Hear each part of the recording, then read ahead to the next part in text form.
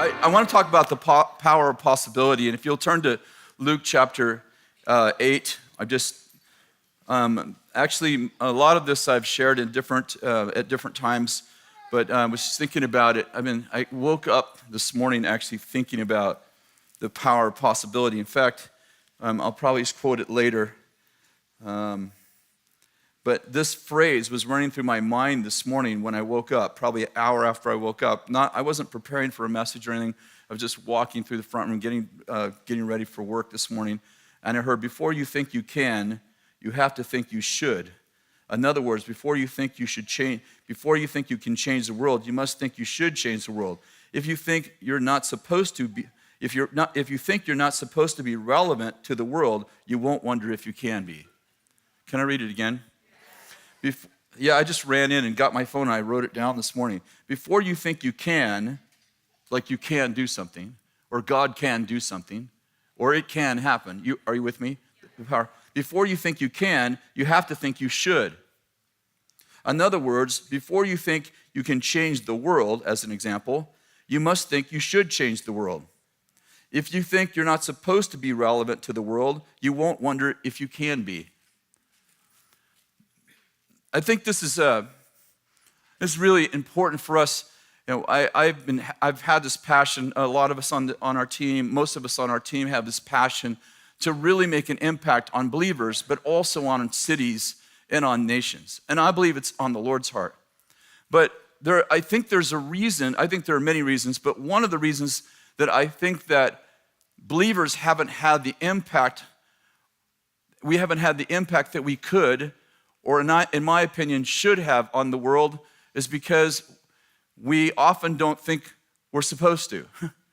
In other words, we've read verses like, come out and be separate, and thought that meant dark. We shouldn't be in dark places.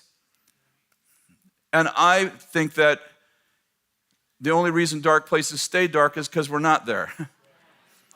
And so what I'm getting at is that before you can actually find the full possibility of your impact and God's impact in your life, you have to ask yourself, is it okay to do that? Is it okay to be a politician? Is it okay to be a business person? Is it okay to be an actor or an actress? Like, if I don't think it's okay, if I don't think I should, I'm not going to ask if I can.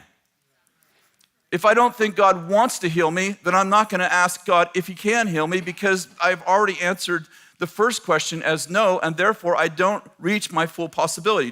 Am I making any sense?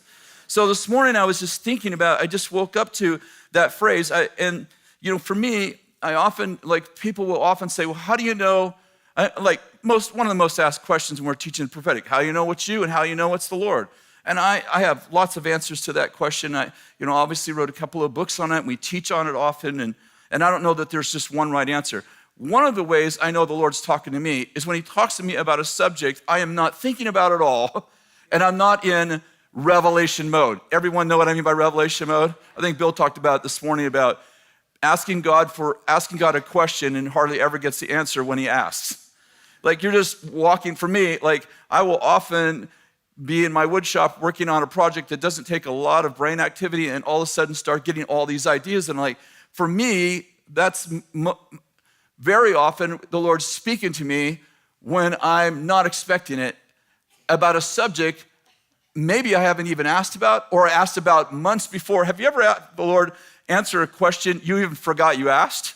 I'm not even passionate about the answer anymore. And the Lord's like, hey, would you want to know? I'm like, I wanted to know that 8 months ago. And so I want to talk a little bit about the power of possibility.